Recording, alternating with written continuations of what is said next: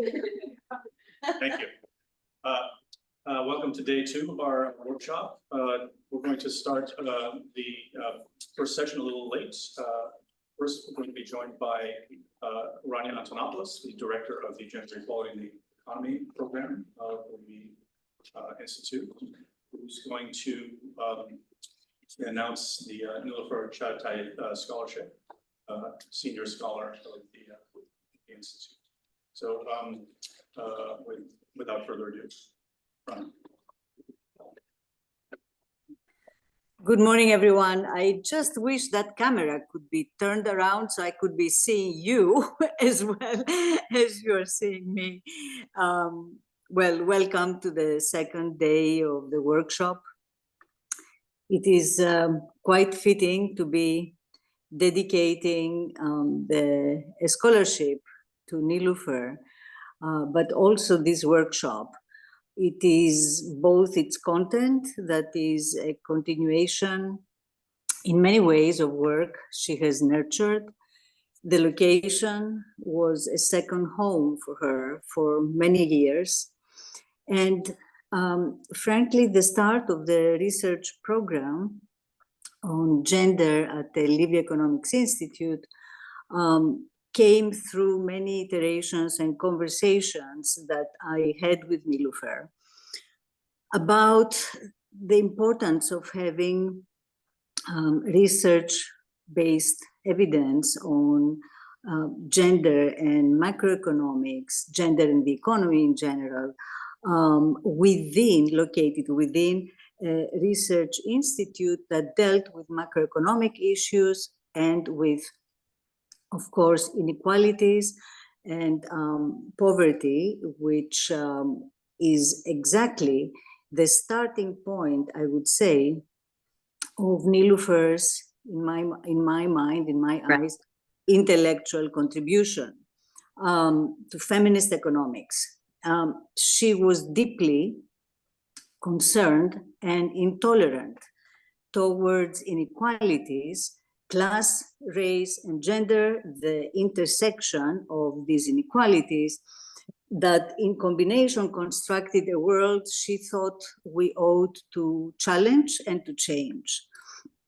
This very strong desire and attitude that Nilüfer had towards life, I would say, and towards economics, in a way informed her spirit, and her spirit informed anyone that came in touch with her to pursue a very critical type of analysis, not only of economics, because heterodox economics does that, and Marxian economics, both of which were very familiar and important in her intellectual development, as you very well know, but they were important in the way that she approached gender and feminist economics. So the first thing that I would like to say is that at the time that Nilüfer developed her ideas together with Diane Elson, as you very well know, and with Karen Grown, when we spoke of gender and economics and feminist economics, a lot of it was at the micro level. So much so that highly recognizable names in the literature at the time, when I would say, well, what about the macro gender dimension? They would say, what macro gender dimension? So that was not only the stand of heterodox economists, but also feminist economists. Well, that wall broke down during the early period. It was, in fact, structural adjustment and the importance to discover, highlight, create a lens through which one would see the position of women in the economy as not only a matter of intra-household, not only a matter of labor market-based inequalities, but actually inequalities that were generated by a framework that was at the macro level. It was about fiscal policy, it was about restrictive monetary and fiscal policy, exchange rate policy, and globalization and trade regimes. So that, in my mind, of course, the criticism towards mainstream economics is something that was extremely important. But I think this dimension, that our location, the location of gender inequalities, is not only to be found within the household and in the labor market, but to further explore the macroeconomic dimensions. That has been her lifelong contribution. Of course, in addition to that, the other aspect that I found extraordinary about her work, about Nilüfer's work, was her understanding of the future generations, to put it bluntly.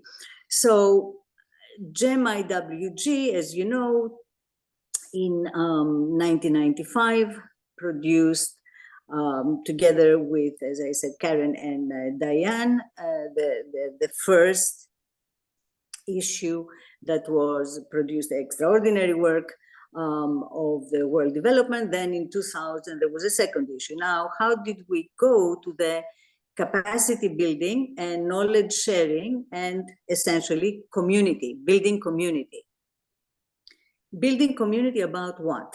So in Nilüfer's view, academia was too slow to incorporate any of these new ideas that allowed us to see inequalities in a different way and provided both analytical tools, which we ought to develop even further, but also policy recommendations, policy stand that we should have in fighting the powers to be. So in her view, academia was very slow to adopt these ideas, and we could not wait for another 10 or 20 years, nor, and that was the second aspect of her desire in building community, should there be the 5 experts in the world being invited to speak in parliaments, and not only, about the macroeconomic importance in terms of policies that were being implemented in both poverty, but in gender dimensions of inequalities. And that's how it all began, frankly, to have intensive summer, for us in the North summer, intensive seminars where that community was going to be built in a way that was truly unique. It was unique because it brought together the expertise that existed at the time, literally in one room. So there would be 15 to 20 instructors and something like 25 participants that were, some of them advanced PhD students, most of them teaching already in the university and doing research in research institutes. So there was this community that was built, and in a few years, it was her ingenious idea that we should decentralize. We should not any longer have all the exchanges of the existing knowledge and the discussions and the debates against mainstream economics, definitely the intersection of heterodox and feminist economics. That should not be taking place exclusively in Utah or the Levy Institute, where we held a few of these courses, but decentralize. Furthermore, build the capacity for Latin America, for Europe, for all the continents from where the participants were coming from the global south mostly, to have their own summer, winter seminars in order to build their own communities and to focus even more on regional programs and issues. I don't have the time to tell you in detail the achievements, but your presence there, the research that you have undertaken in collaboration, many of you, with myself, with colleagues at the Institute, books and papers that have been written, and policy interventions that have been made make the whole effort really worth it. Nilüfer's spirit is truly with us because it is the outcome of her strategic thinking and planning, let alone her fun-loving nature that brought us all together year after year by her side as she was planning and plotting how to change this world, because in her eyes, another world was possible. Thank you very much. I hope that you will enjoy yourselves, that her spirit will be with you during today and tomorrow. And I look forward very much to revisiting and listening and reading to your work, because unfortunately I am unable to participate in the events today and tomorrow. Thank you very much for your time, and I pass it back to you, Tom.